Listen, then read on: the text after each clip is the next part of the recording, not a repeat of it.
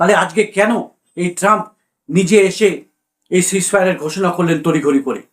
না ভারত সরকার কোনো কথা বললেন, না পাকিস্তান কোনো কিছু বললেন। আজকে ভারত পাকিস্তানের সঙ্গে যে বিবাদ চলছে, তা এলওসি হোক, পিওকে হোক, ইউএনএ যে বিবাদ চলছে তা হোক, এই সমস্ত কিছুর উপর কিন্তু একটা ইম্প্যাক্ট পড়বে। দর্শক, ট্রাম্প এমন একটা ভুল করে ফেললেন, তা বুঝেই হোক কিংবা না বুঝেই হোক, তা কিন্তু মোদিজির জন্য কিন্তু অবশ্যই একটা সমস্যা তৈরি করে দিলেন।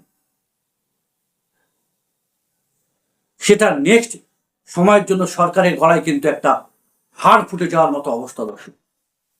দর্শক, ট্রাম্পের যে টুইট, সেই টুইট এবং তারপরই তার যে সহযোগীরা আছেন তারা জানিয়েছেন যে সিজফায়ারের ব্যাপারেই শুধু নয়, এর পরবর্তীতে যদি ভারত পাকিস্তান কোনো দ্বিপাক্ষিক কথাবার্তার মধ্যে পড়ে, তাহলে আমেরিকা অর্থাৎ এই ট্রাম্প সরকার তার মধ্যস্থতা করবেন।